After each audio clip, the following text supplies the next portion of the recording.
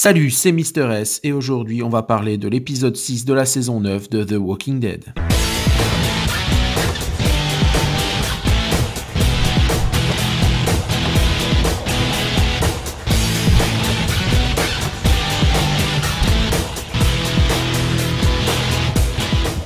Donc on a beaucoup de choses à dire sur cet épisode.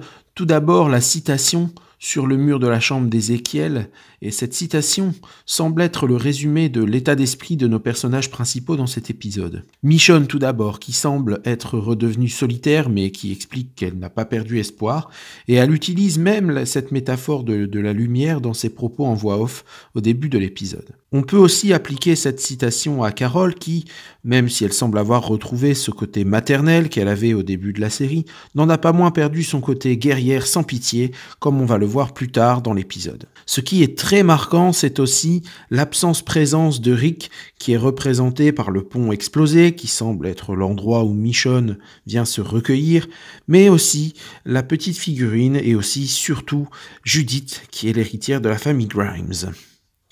Mais on apprend qu'elle n'est pas la seule, puisque, surprise, on a un petit Rick Jr.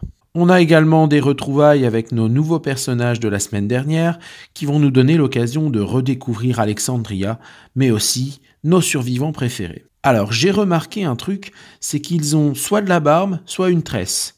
Et évidemment quand je vois ça, mes yeux de civilisationniste des États-Unis voient des Indiens d'Amérique. Ce qui entre en conflit avec l'image qu'on avait au début de la saison qui était plutôt celle des cow-boys. Dans tous les cas, ça montre une évolution et on reste dans l'imagerie du Far West. Pour entrer un peu dans le détail, l'amorce d'évolution pour Eugène est très intéressante.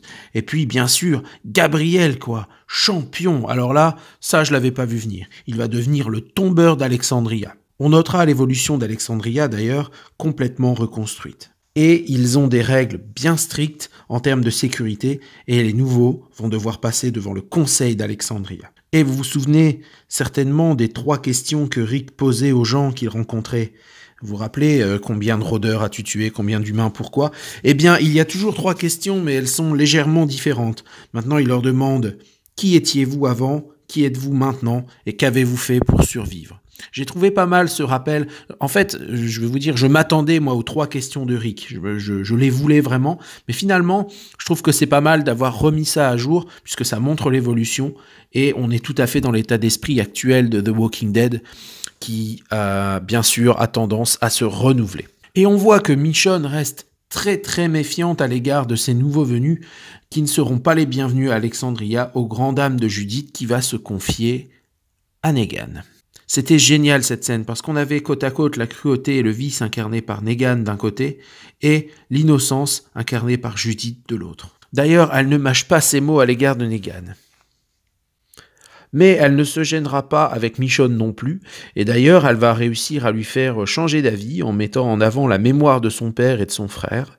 Du coup, Michonne va les emmener à la colline, où il semblerait qu'ils aient plus de chances d'être acceptés. En parlant de la colline, je regrette juste une chose, c'est la disparition de Maggie sans aucune explication. Franchement, pour un perso de la trempe de Maggie, ils auraient pu se fendre d'une petite scène pour expliquer où elle était passée. Et alors, il y a Daryl aussi, dans cet épisode, qui joue un rôle très mineur pour l'instant.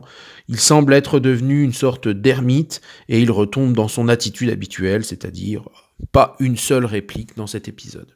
De leur côté, Rosita et Eugène sont en mission pour aller installer un émetteur au sommet d'un château d'eau.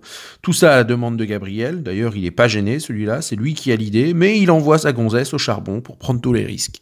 Et évidemment, ils vont se faire attaquer par une horde de rôdeurs, à laquelle ils vont tenter d'échapper en se recouvrant de boue et en s'allongeant au sol. Alors si c'était si simple que ça, il fallait le dire du début, les gars. Et c'est là que l'on croit entendre parler les rôdeurs. Oui, vous avez bien entendu, les rôdeurs parlent. Bon, oui, je sais, c'est les chuchoteurs.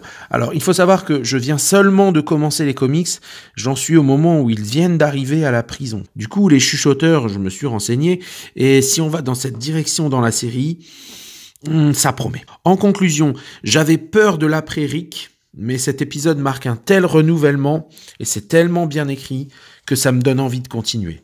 Et puis, alors, je me suis déjà attaché à la petite Judith, du coup j'ai envie de suivre ses aventures d'une part, et d'autre part, j'espère qu'ils vont également développer sa relation avec Negan qui est pleine de potentiel. Voilà ce que je pouvais dire sur cet épisode. Vous aurez remarqué qu'aujourd'hui je n'étais pas face caméra, c'est tout simplement parce que ma prise de son est meilleure quand j'enregistre avec un enregistreur vocal. Donc je pense que je ferai comme ça jusqu'à ce que je me trouve un micro pour améliorer la qualité du son face caméra.